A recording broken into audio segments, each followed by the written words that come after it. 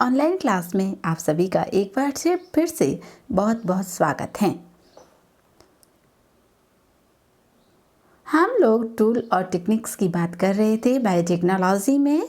Tool और techniques में अगला टॉपिक हम पढ़ने जा रहे हैं डीएनए फिंगरप्रिंटिंग्स। पिछली बार हमने पीसीआर के बारे में दो वीडियोस हम पीसीआर के बारे में पढ़ चुके थे। फर्स्ट हमने पीसीआर का बेसिक कंसेप्ट पढ़ा, सेकेंड वेरिएशन ऑफ पीसीआर हमने देखा था। उसी क्रम को आगे बढ़ाते हुए आज हम डीएनए फिंगरप्रिंटिंग को पढ़ेंगे। क्या है डीएनए फिंगरप्रिंटिंग और कहाँ कहाँ इसका उपयोग किया जाता है, इन सब बातों का डिटेल में हम बात यहाँ पर करेंगे। डीएनए फिंगरप्रिंटिंग क्या होती है? किसी भी व्यक्ति के शरीर में कोई भी कोशिका जिसमें रक्त होता है, चाहे वो त्वचा की है, चाहे वो शुक्राणु है या बाल की है, इसमें डीएनए के एक पट प्राप्त करते हैं, हम एक चित्र प्राप्त करते हैं। इन पट्टे चित्रों को ही डीएनए फिंगर प्रिंट्स कहते हैं। यानी कि इनसे जो सैंपल आइसोलेटेड करेंगे हम लोग, सैंपल जो डीएनए का लेंगे, उस डीएनए सैंपलिंग से डीएनए के पट प्राप्त किए जाएंगे, डीएनए के पट्टी चित्र प्राप्त किए जाएंगे। उन्हीं पट्टी चित्रों को यानी उन्हीं बैंड्स को फिंगर प्रिंट्स कहा जाता है। इस टेक्निक की खोज सबसे पहले ब्रिटिश लॉस्टर विश्वविद्यालय के प्रोफेसर सर एलेक्स जेफरीज ने 1985 में की है। एलेक्स जेफरीज पहले वैज्ञानिक हुए हैं जिन्होंने इस तकनीक की खोज की है। फिंगर प्रिंटिंग के जनक कहा जाता है इनको। भारत में फिंगर प्रिंटिंग तकनीक की खोज का श्रेय या तकनीक को ज़्यादा प्रचारित करने का श्रेय डॉक्टर लालजी सिंह टंडन को जाता है, जिन्होंने 1988 में डीएनए फिंगरप्रिंट्स का उपयोग सबसे पहले किया है। डॉक्टर लालजी सिंह टंडन का जन्म 1947 में हुआ है और उनका जो निधन है 2017 में हुआ है। इन्होंने 1994 में सबसे पहले डीएनए फिंगरप्रिंट के सबूत को भारतीय न्यायालय में पेश किया है। यानी 1994 में डीएनए फिंगरप्रिंटिंग के आधार पर पहला केस जो है जिसको स्थापित करने के लिए डीएनए के फिंगरप्रिंट के सबूत न्यायालय के समक्ष पेश किए गए थे। चूँकि डीएनए फिंगरप्रिंटिंग तकनीक के क्षेत्र में डॉक्टर लालजी टंडन का महत्वपूर्ण योगदान है, इस कारण इन्हें father of Indian DNA fingerprinting कहा जाता है। Father of Indian DNA fingerprinting भी कहा जाता है।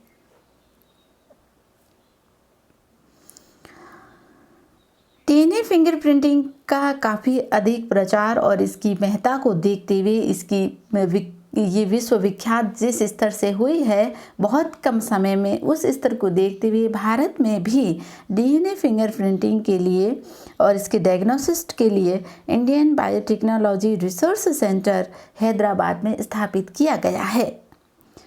ये इसका जो इस सेंटर को ऑपरेट किया जाता है department of biotechnology, ministry of science and technology, government of India द्वारा।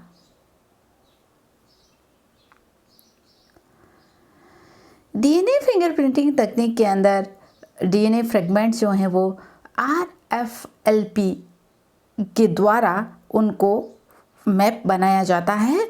आरएफएलपी क्या होते हैं? रेस्टिगेशन फ्रेगमेंट लेंथ पॉलीमॉर्फिज्म, यानी कि छोटी छोटी डीएनए फ्रेगमेंट्स डीएनए के बनाए जाएंगे उनके साइज़ के अनुसार, जिसको हम आरएफएलपीस कहते हैं। डीएनए के कई तरह के अखंड बनाने के लिए कई तकनीकों को काम में लिया जाता है, जिसमें आरएफएलपी भी एक महत्वपूर्ण है। खासकर इसमें एसटीआर शॉर्ट टैंडम न्यूक्लियोटाइड एक आरएफएलपी का प्रकार है। ये डीएनए फिंगरप्रिंटिंग तकनीक में काम में लिया जाता है।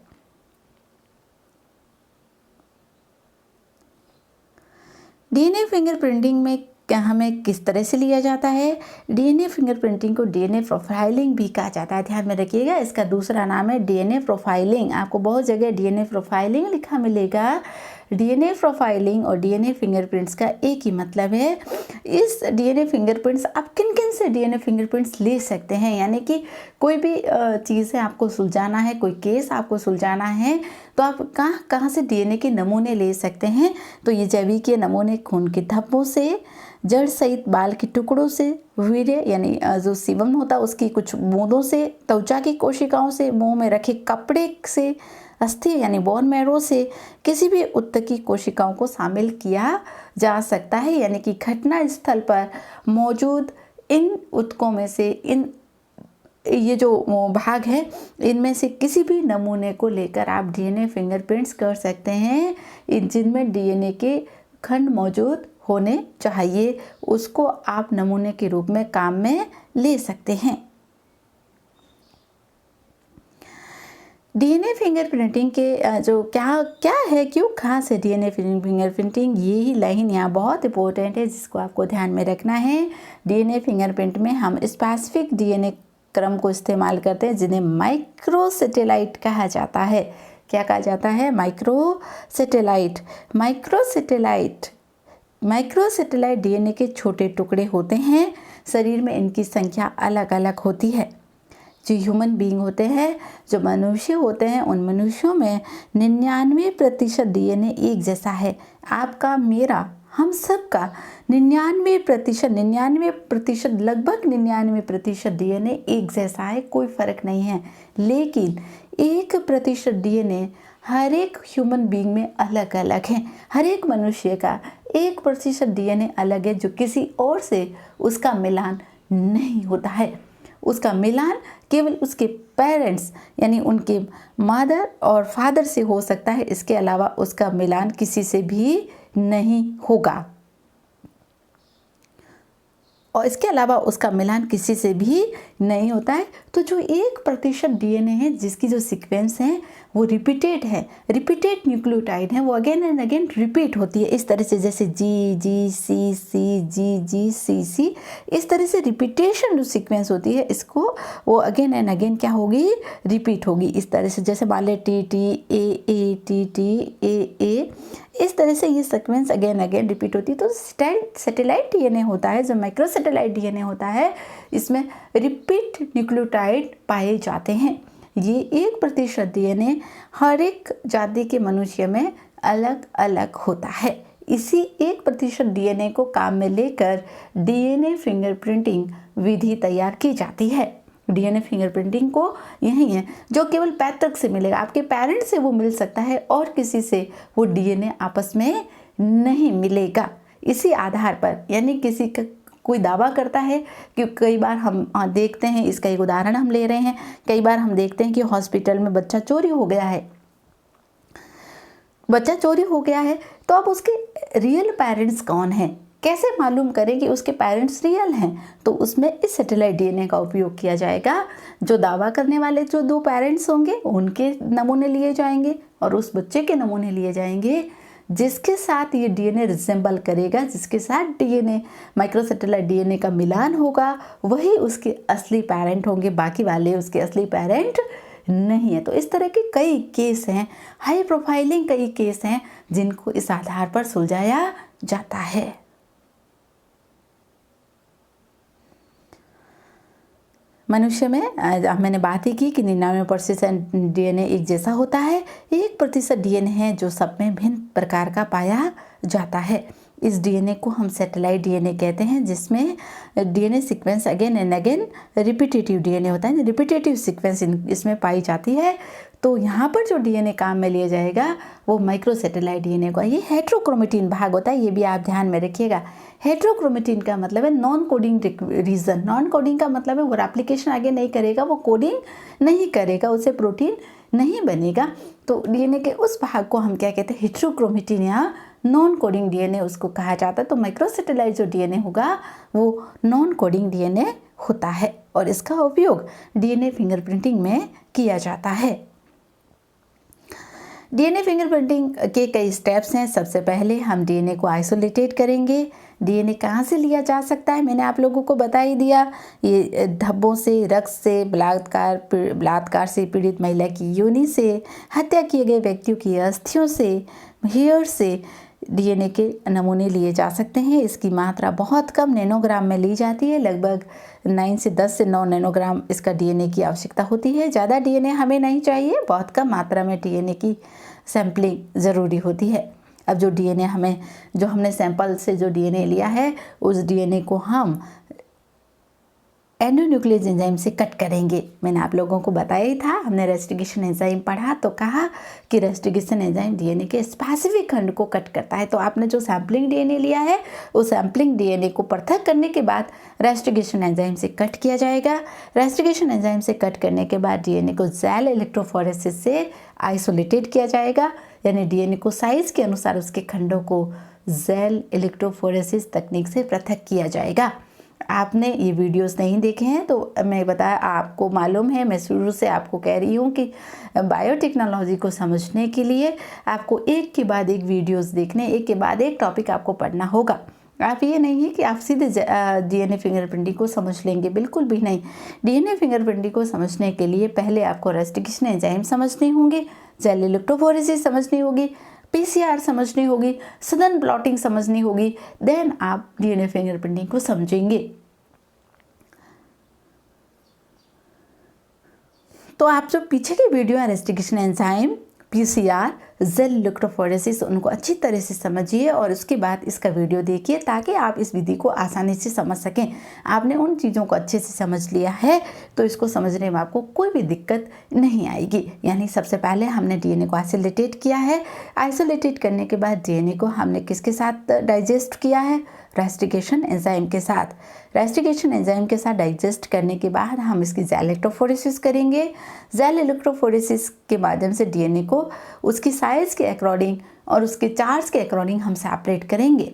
यानी जो डीएनए खंड की साइज़ ज़्यादा होगी उनका मूवमेंट धीरे होगा, जिनकी साइज़ अधिक होगी उनका मूवमेंट तेज़ गति से होगा। तो साइज़ के अकॉर्डिंग डीएनए खंडों को क्या कर लिया जाएगा? पृथक कर लिया जाएगा। उसके बाद जेल इलेक्ट्रोफोरेसिस करने के बाद डीएनए को डीनेचर कर दिया जाएगा। डीनेचर का मतलब ये होगा डीएनए को मेल्ट किया जाएगा। डबल स्ट्रैंड डीएनए को सिंगल स्ट्रैंड डीएनए में तोड़ा जाएगा। ये घटना नाइट्रोसेलुलोज फिल्टर पेपर पर स्थानांतरित करने के लिए की जाएगी। जो जेल इलेक्ट्रोफोरेसिस के बाद आपके पास जो डीएनए की प्लेट आ जाएगी, आप उस डीएनए को कहाँ ट्रांसफ़र कर देंगे? नाइट्रोसेलुलोज फिल्टर पर। और इस फिल्टर को हम 80 डिग्री सेंटीग्रेड पर बेक करेंगे। बेक करने से डबल स्ट्रैंड डीएनए किस में टूट जाएगा? सिंगल स्ट्रैंड डीएनए में टूट जाएगा।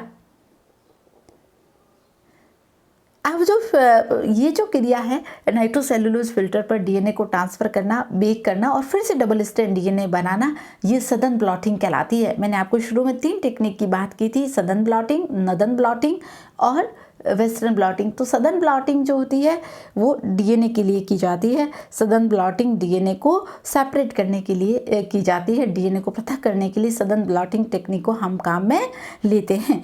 नॉर्दर्न ब्लॉटिंग प्रोटीन आरएनए के लिए करेंगे, वेस्टर्न ब्लॉटिंग हम किसके लिए करेंगे? प्रोटीन के लिए करेंगे। तो हम डीएनए प्रोफाइलिंग में या डीएनए फिंगरप्रिंटिंग में डीएनए को सेपरेट करने के लिए सदर्न ब्लॉटिंग टेक्निक को काम में लेंगे। सदर्न ब्लॉटिंग टेक्निक में क्या किया जाता है? सदर्न ब्लॉटिंग टेक्निक में डीएनए को जेल इलेक्ट्रोफोरेसिस करने के बाद डीएनए को नाइट्रोसेलुलोज फिल्टर पेपर पर स्थानांतरित किया जाता है और उसके बाद 80 डिग्री सेंटीग्रेड टेम्परेचर पर डीएनए को मेल्ट किया जाता है। यानी कि जो डबल स्ट्रैंड डीएनए है उसको किस में तोड़ा जाता है? सिंगल स्ट्रैंड डीएनए में तोड़ने के बाद उसको रेडियो एक्टिव प्रोब के साथ हाइब्रिड किया जाता है। हाइब्रिडाइज किया जाता है किसके साथ? Radioactive probe. यानी कि हम सैम्पलिंग में जो है रैंडम प्रॉब्स लेते हैं और प्रॉब के साथ उसका हाइब्रिडाइजेशन करवाते हैं। हाइब्रिडाइजेशन करवाने के बाद हम इसको वॉच कर लेते हैं। वॉच करने के बाद जो अतिरिक्त जिनमें प्रॉबिंग नहीं हुई है, जिनमें हाइब्रिडाइजेशन नहीं हुआ है, वो डीएनए खंड अलग हो जाते हैं। हमारे पास केवल हाइब्रिड जो डीएनए खंड हो गए हैं वो डीएनए खंड बचे हुए रहते हैं। उनकी ऑटो रेडियोग्राफी कर ली जाती है।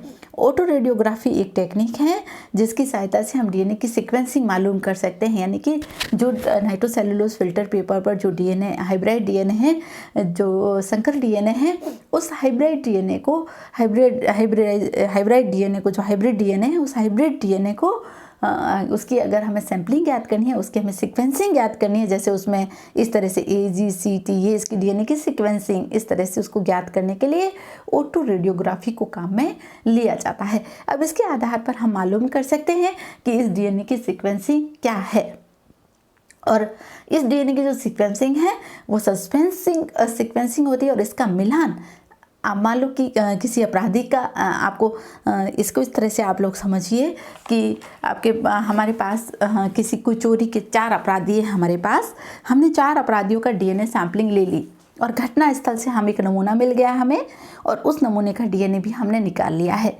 यानी कि हमारे पास अपराधी कितने हैं? 4 है, और जहाँ घटना हुई है वहाँ से हमने सैंपल लिया है, तो हमारे पास अब टोटल सैंपल कितने हो गए हैं? 5 सैंपल हो गए हैं। तो हम 5 सैंपल की डीएनए फिंगरप्रिंटिंग करेंगे। 4 सैंपल तो हमने जो हमारे पास सस्पेक्टेड जो क्रिमिनल हैं उनकी है, और एक हमने सैंपल कहाँ से लिया है? एक सैंपल हमने लिया है घटना स्थल से, नमूना। अब घटना स्थल से लिए गए नमूने में और 4 जो सैंपलिंग है उन नमूनों की डीएनए की, जिस डीएनए का जो नियर बाई नमूने के जो सबसे नज़दीक होगा वही अपराधी होगा, यानी चोरी उसी ने की है।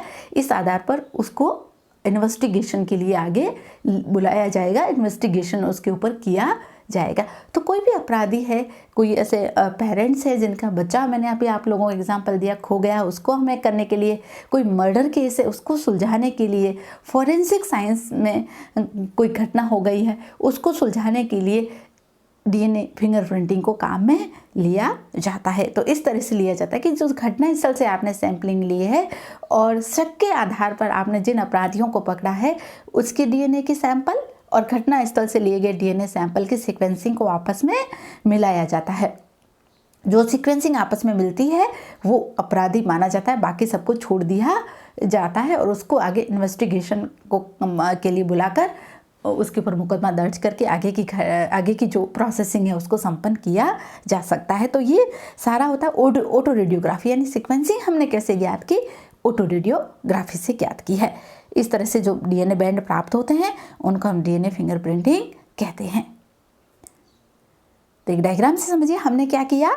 हमने घटना स्थल से सबसे पहले नमूने को हमने लिया है, उसके बाद हमने डीएनए को उस नमूने से अलग कर लिया। अलग करने के बाद डीएनए को रेस्टिगेशन एंजाइम से हमने कट किया है। रेस्टिगेशन एंजाइम से कट करने के बाद हमने क्या किया है?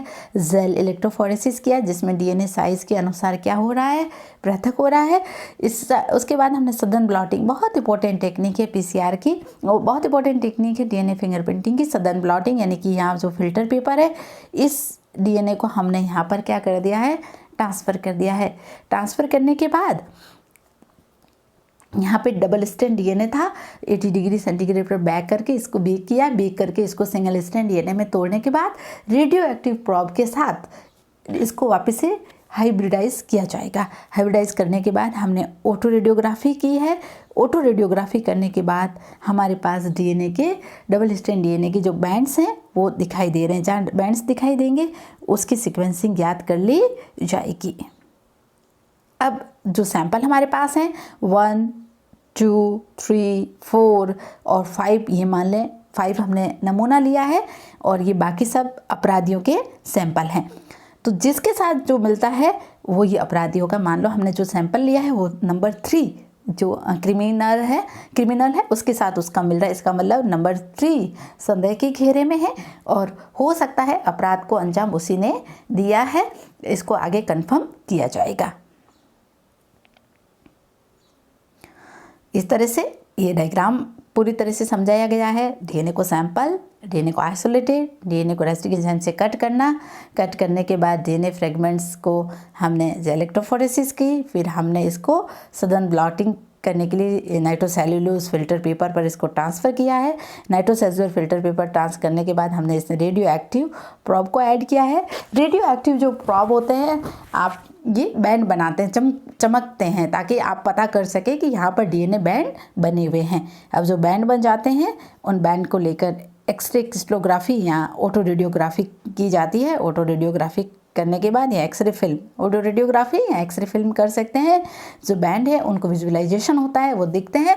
उन बैंड से आगे डीएनए सीक्वेंसिंग ज्ञात कर ली जाती है। इस तरह से एक अननोन डीएनए खंड होता है जिसके बारे में कुछ भी पता नहीं है, उस डीएनए खंड की सीक्वेंसिंग ज्ञात करने की जो पूरी तकनीक है वो डीएनए फिंगरप्रिंटिंग कहलाती है।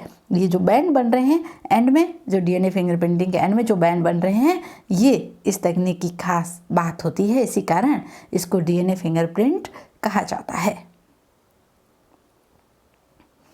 यहाँ जो बैंड बन रहे हैं, इसी कारण इसको क्या कहा जाता है, डीएनए फिंगरप्रिंटिंग कहा जाता है।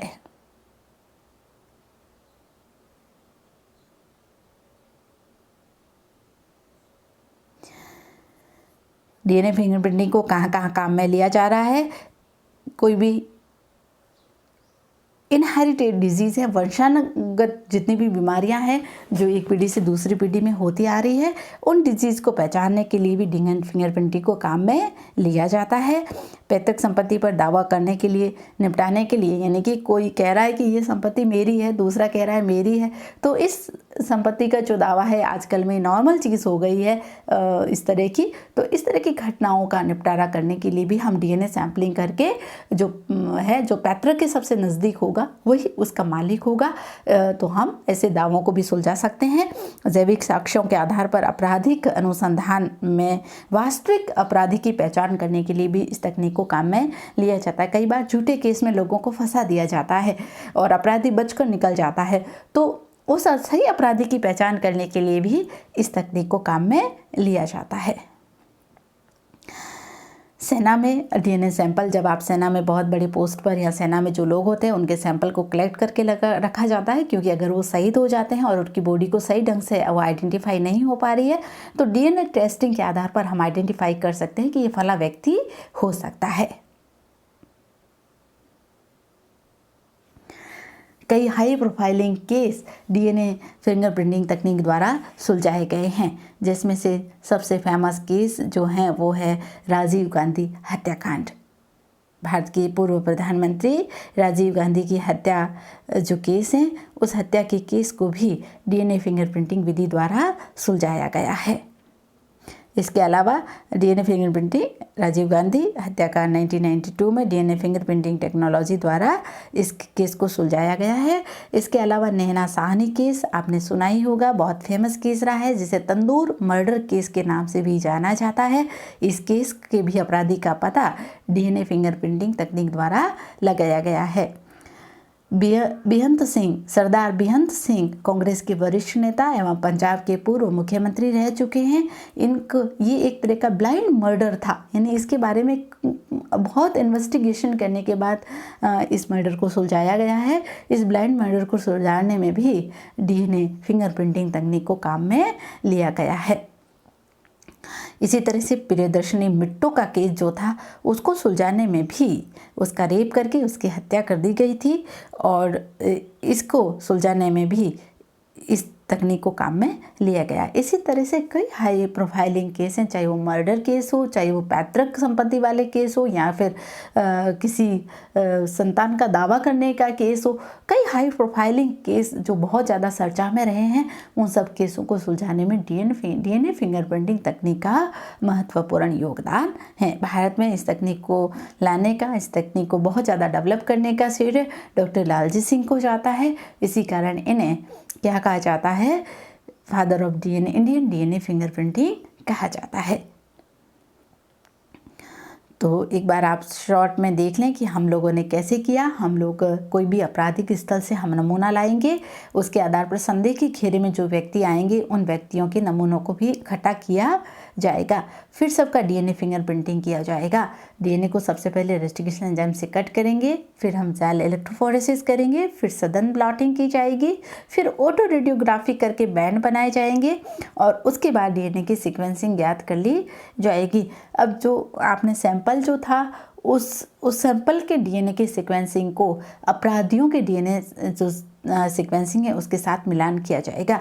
जिस अपराधी का डीएनए आपस में मिलेगा उसको इन्वेस्टिगेशन के लिए बुलाया जाएगा और बाकी सबको फ्री कर दिया जाएगा, क्योंकि वो संदेह के घेरे में पकड़े गए अपराधी है, वो वास्तविक अपराधी नहीं है। तो किसी भी वास्तविक अपराधी की पहचान करने के लिए किसी भी वास्तविक पेरेंट, जो कई बार हॉस्पिटलों में बच्चे चोरी हो जाते हैं या चोरी हो जाते हैं, उनकी पहचान करने के लिए, इन सब मामलों को, कोई मर्डर केस है उसको सुलझाने के लिए, अपराधियों की पहचान करने के लिए डीएनए फिंगरप्रिंटिंग तकनीक को काम में लिया जाता है। कुछ प्रमुख क्वेश्चंस हैं जो अभी तक पूछे हुए हैं एग्जाम में, आप लोगों के लिए मैं लेके आई हूँ। DNA fingerprinting was developed by Alex Jeffreys. Alex Jeffreys ने इस तकनीक को विकसित किया है।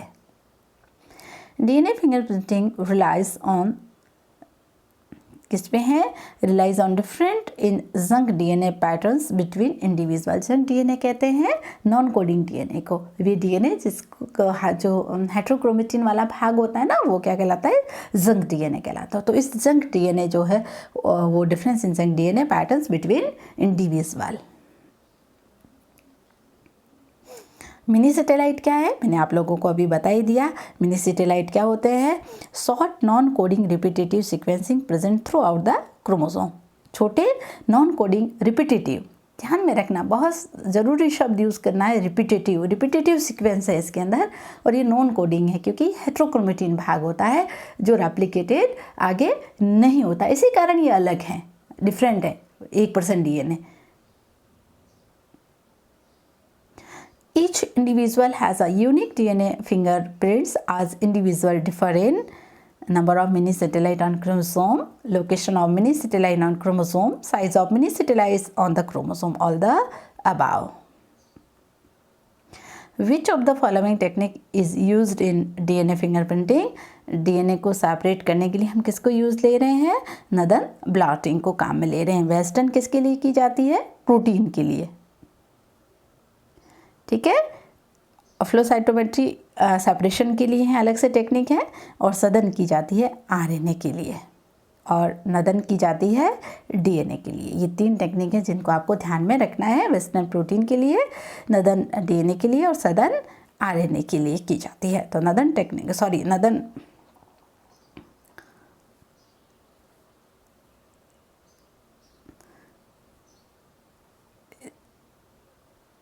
इसके लिए विच टेक्निक यूज? सदन की जाती है डीएनए के लिए, नॉर्दर्न की जाती है आरएनए के लिए, और वेस्टर्न की जाती है प्रोटीन के लिए। वेस्टर्न ब्लॉटिंग प्रोटीन के लिए है, नॉर्दर्न ब्लॉटिंग आरएनए के लिए है, और सदर्न ब्लॉटिंग डीएनए की। तो हम यहाँ क्या यूज़ कर रहे हैं पीसीआर इसमें डीएनए फिंगरप्रिंटिंग में? सदर्न ब्लॉटिंग को काम में लिया जाता है। All are applications of DNA fingerprinting except इसको छोड़कर डीएनए फिंगरप्रिंटिंग कहाँ कहाँ काम में आ रही है? फॉरेंसिक साइंस में बिल्कुल, टू सेटल डिस्प्यूटेड पेरेंटेज बिल्कुल, to amplify a mini satellite नहीं, एम्पलीफिकेशन के लिए ये टेक्निक काम में नहीं ली जाती है। एम्पलीफिकेशन के लिए हम पीसीआर को काम में लेंगे, एम्पलीफिकेशन के लिए काम में नहीं ली जाएगी। तो आप लोग अच्छी तरह से इसको पढ़िए, इस टेक्निक को, और भी क्वेश्चंस हैं कई बार पूछे गए हैं एग्जाम में, उन सभी क्वेश्चन को आप सॉल्व करिए। और जो भी प्रॉब्लम्स हैं, आपको कोई चीज़ समझ में नहीं आई है तो आप पर्सनली पूछकर अपनी प्रॉब्लम को सॉल्व कर सकते हैं। Thank you.